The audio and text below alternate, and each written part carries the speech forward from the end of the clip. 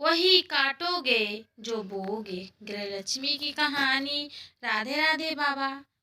आपने हमें पुकारा, हाँ बेटी, पर तू ससुराल से कब आई? अभी अभी। आप सबों के बिना मुझे कहाँ अच्छा लगता है। बच्चों की छुट्टी हुई तो आ गई आपका सेवा करने। नाना बिटिया कन्यादान कर दिया है तुम्हारा, हमारी सेवा के लिए बहुएं हैं ना। एक दो रोज रुक कर अपने घर लौट जा। दिल कड़कर उन्होंने घर की शांति के लिए जो कुछ कहा उसे राधा ने मान लिया। रामविलास की प्रथम संतान थी राधा। सुनहले बालों वाली गुड़िया सी राधा के जन्म के साथ ही उनके चॉकलेट बिस्कुट का व्यापार चल निकला। उसके बाद से बेटी का चेहरा देखे बिना वह अपना दिन शुरू नहीं करते थे। बचपन बेहद लाड दुलार भर दिया था। पढ़ाई में बहुत अच्छी थी, पर उन दिनों बेटियों का व्यवहार जल्दी ही किया जाता था। 17 की कच्ची उम्र में शादी हो गई। ससुराल और मायके का माहौल में बड़ा फर्क था। वह परिवार की लाडली और यह किसी ने उसे समझा ही नहीं। एक और छोटे भाई बहनों के बिछोह का कष्ट सह नहीं पा रही थी, वहाँ दूसरी ओर सबने स्नेह के लिए नहीं बल्कि काम के लिए पूछते जारी सी उच्च नीच होते ही ताने उहालने मिलता। राधा का दिल मायके में अटका रहता था। ससुराल में ननद झगड़ती सास नहीं थी जो संभाल लेती।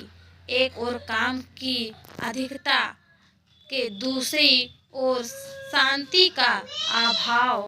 पति का स्वभाव भी अपने परिवार वालों से अलग न था। कुछ तो समकालीन समाज में पुरुषों का घर के मामलों में चुप रहना ही सही माना जाता था।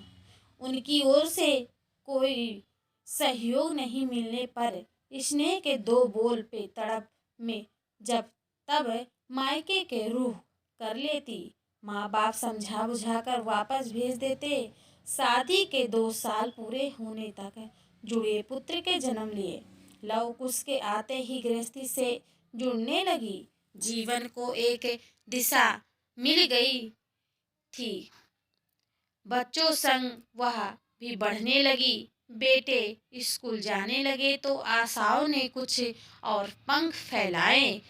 अब वह स्कूल की छुट्टी में बच्चों को साथ लेकर मायके जाया करती। शुरू के 10 साल तो बच्चे को बड़े करने में निकल गए।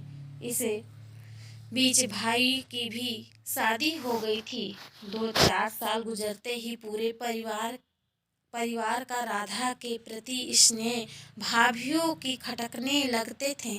मगर अपनों के स्नेह में बधी वही समझ नहीं पा रही थी।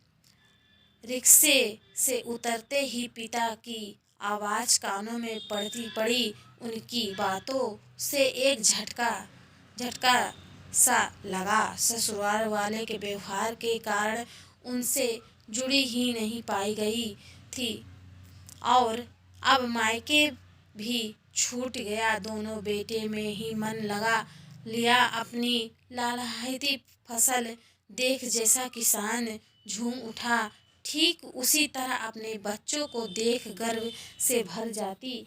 अच्छी सी नौकरी लग गई तो एक साथ दोनों को शादियां कर दी। संयोगवश उनकी ओर से खुशी की खबर भी साथ हो आई, जिसने उनके उदास मन में उथल पुथल सी मची थी। बेटे बाप बनने जा रहे हैं।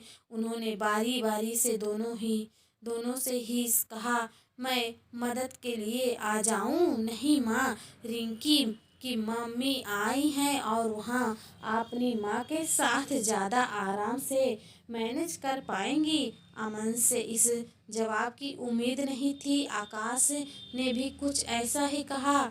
उम्र ढल रही है, सोचने समझने की शक्ति छिड़ी हो चली है।